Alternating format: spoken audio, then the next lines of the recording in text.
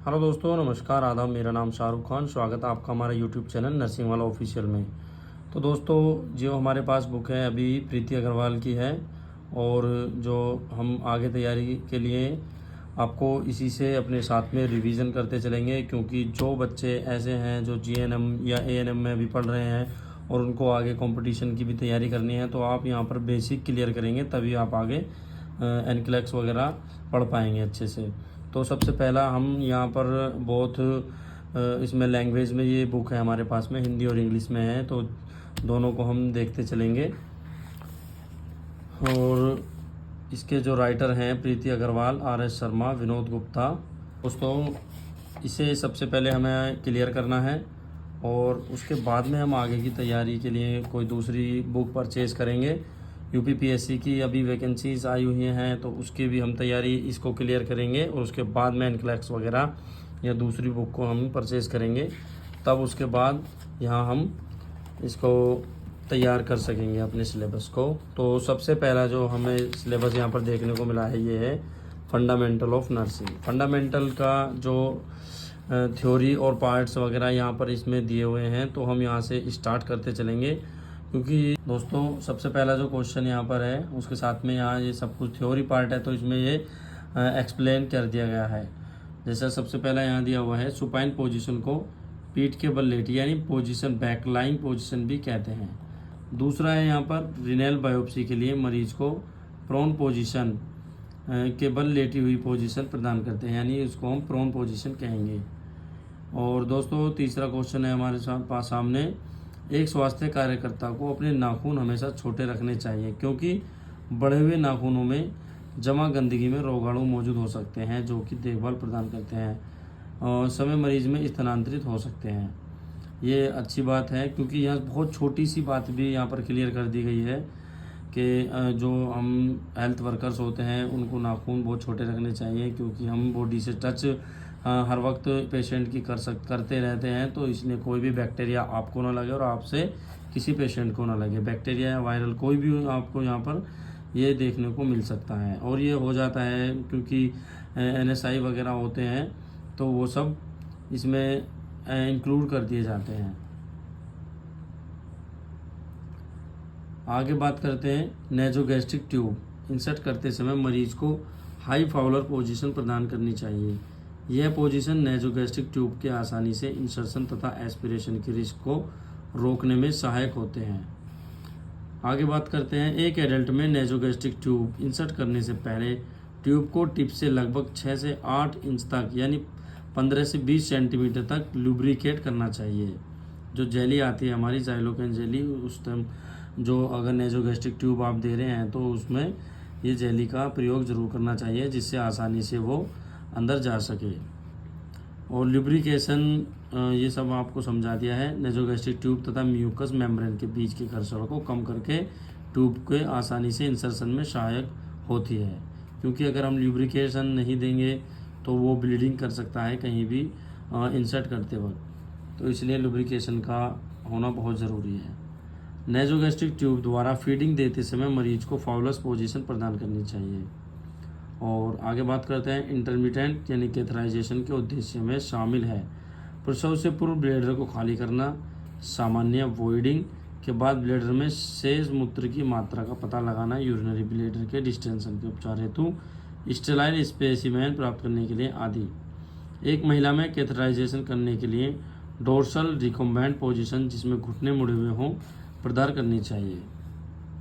एक पुरुष में कैथराइजेशन करने के लिए सुपाइन पोजीशन प्रदान करनी चाहिए।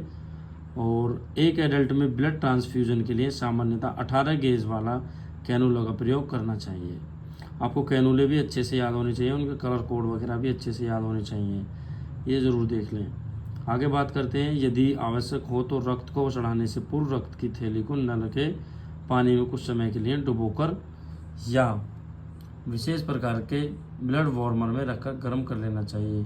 ठंडा रक्त यानी मरीज को हाइपोथर्मिया उत्पन्न कर सकता है। अगर आप ब्लड को लाद के ही तुरंत लगा देते हैं तो उसमें हाइपोथर्मिया जैसी कंडीशन देखने को मिल सकती हैं और कुछ गंभीर समस्या भी देखने को मिल जाती हैं। आगे बात करते हैं, जिस इंट्रावेनियस लाइन के द्वारा ब्लड चढ़ाया जा रहा है उसी लाइन के द्वारा मरीज में कभी भी मेडिकेशन एडमिनिस्टर नहीं करनी चाहिए। ये बहुत इंपॉर्टेंट क्वेश्चन है आपके लिए, क्योंकि नॉर्मली देखा जाता है कि जिस आईवी कैनुला या इंटरवेनियस और आईवी सेट के द्वारा हम मेडिकेशन देते हैं और उसी से हम ब्लड लगाते हैं, उसके बाद उसी से मेडिसिन देते हैं, तो ये बहुत हाई रिस्क में आ जाता है। ऐसा कभी नहीं करना चाहिए। आगे बात करते हैं नर्सिंग शब्द की उत्पत्ति न्यूट्रिशस से हुई है, जिसका अर्थ है पालन करना अथवा पोषण करना। फ्लोरेंस नाइटिंगेल को लेडी विद द लैम्प भी कहते हैं। आपको याद रखना होगा, ये आता रहता है क्वेश्चन सभी एग्जाम्स में। आगे बात करते हैं जनरल एनेस्थीसिया के दौरान उल्टी होने और खाद्य पदार्थों के लंग में एस्पिरेशन को रोकने के लिए सर्जरी के एक दिन पहले मरीज को हल्का भोजन करना चाहिए तथा सर्जरी से 6 से 8 घंटे पहले मरीज को मुंह से खाना पीना बंद कर देना चाहिए, जिसे हम नीलोरली बोलते हैं, नथिंग बाय माउथ। किसी भी नर्सिंग प्रक्रिया को शुरू करने से पहले मरीज का कोऑपरेशन प्राप्त करने के लिए तथा उसे कॉन्फिडेंट बनाने के लिए उसे प्रोसेस के बारे में एक्सप्लेन करना जरूरी है। आगे बात करते हैं एनीमिया स्थिति में मरीज को एनिमा देना कॉन्ट्राइंडिकेटेड है। हार्ट अटैक, गर्भावस्था के दौरान होने वाली असामान्य ब्लीडिंग, इंटेस्टिनल ऑब्स्ट्रक्शन और निचली यानी इंटेस्टाइनल ट्रैक्ट में हाल ही में की गई सर्जरी आदि। और इंट्रावेनियस थेरेपी के दौरान एयर एम्बोलिज्म को रोकने के लिए सिरा में नीडल प्रवेश कराने से पहले ट्यूबिंग तथा नीडल से हवा पूरी तरह बाहर निकाल देनी चाहिए। इंट्रावेनियस रूट के दौरान इलेक्ट्रोलाइट देने पर फ्लो रेट बहुत कम रखनी चाहिए, अन्यथा मरीज को कार्डियक अरेस्ट हो सकता है। इंट्रावेनियस थेरेपी देते समय ड्रिप को कभी भी पूरी तरह खाली नहीं होने देना चाहिए, अन्यथा ब्लड सर्कुलेशन में एयर प्रवेश कर सकती है तथा मरीज को एयर एम्बोलिज्म हो सकता है। ब्लड ट्रांसफ्यूजन करने से पहले तथा बाद में 0.9% नॉर्मल सलाइन देना चाहिए ताकि ट्यूबिंग में लाल रुधिर कोशिकाओं का हेमोलाइसिस ना हो सके।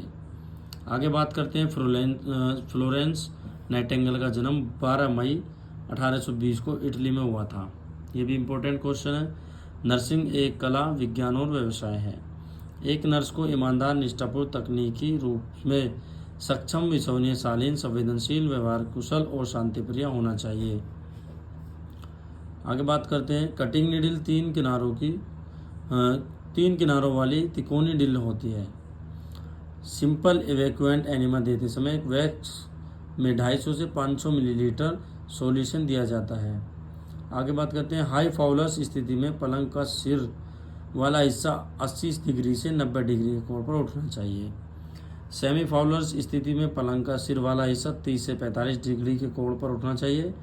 एक ओपन वुंड वह होता है जिसमें स्किन या म्यूकस मेम्ब्रेन की कॉन्टिन्यूटी ब्रेक हो जाती है, जबकि क्लोज वुंड वह होता है जिसमें त्वचा की निरंतरता में कोई टूटन नहीं होती है। क्लोज वुंड में त्वचा के नीचे टिश्यू में क्षति पाई जाती है। एनिमा देते समय उपयुक्त आकार की रेक्टल ट्यूब के आने वाले हिस्से को छोर से 2 से 4 इंच व 5 से 10 सेंटीमीटर तक लुब्रिकेट करना चाहिए।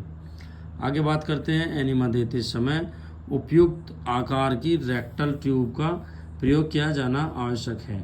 सफाई करने के लिए वयस्क में 22 से 23 नंबर फ्रेंच स्कूली छात्रों के लिए 14 से 18 नंबर तथा शिशुओं के लिए 12 नंबर फ्रेंच की मलाशय नली का रेक्टल ट्यूब का प्रयोग करना चाहिए। नर्सिंग के केंद्रीय तत्व promotion of health, prevention of illness, restoration of health और एलिविएशन ऑफ सफरिंग। एनिमा देते समय मरीज को लेफ्ट लेटरल पोजीशन देनी चाहिए, क्योंकि इस स्थिति में सिग्मोइड कोलोन के मलाशय के ठीक नीचे स्थिति होने के कारण घोल को आसानी से प्रवेश कराया जा सकता है। आगे देखते हैं दोस्तों,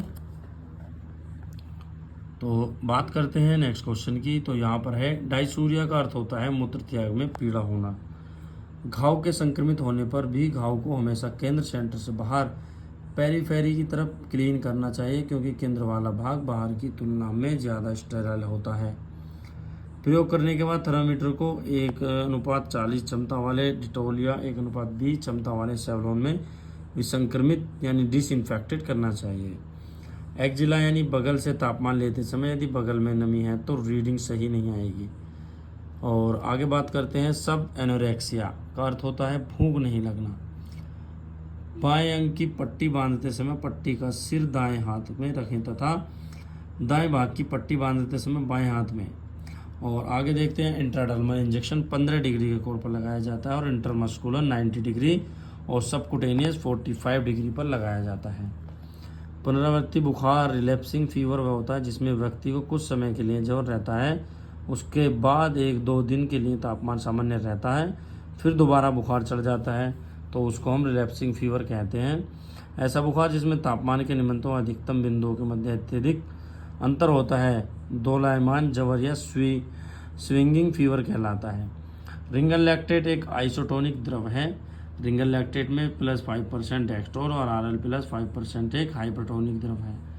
नर्सिंग को एक व्यवसाय माना जाता है क्योंकि यह व्यवसाय के सभी क्राइटेरिया को पूर्ण करती है। कॉन्स्टिपेशन से बचाव के लिए खाने में पर्याप्त मात्रा में गैस ग्रहण करने चाहिए तथा व्यक्ति को पर्याप्त मात्रा में तरल ग्रहण करना चाहिए। 24 घंटे में लगभग 2 से 3 लीटर पानी पीना चाहिए। डिस्फेजिया का अर्थ होता है भोजन निगलने में परेशानी। तो दोस्तों आज के लिए सिर्फ इतना ही, क्योंकि इसको भी हम याद करेंगे तो बहुत अच्छे से ही इसको हम रिवीजन कर सकते हैं। क्लास को बार बार आप देख सकते हैं। तो क्लास अगर आपको अच्छी लगती है तो लाइक शेयर करना ना भूलें और कमेंट ज़रूर करें। बताएं कि आगे हम किस तरीके से पढ़ाएं, क्या हमारे अंदर कमी है और कौन कौन सी कमियां हमें अभी सुधारने का मौका मिल सकता है। तो आप ज़रूर बताएं कमेंट करके। तब तक के लिए बाय बाय, गुड नाइट।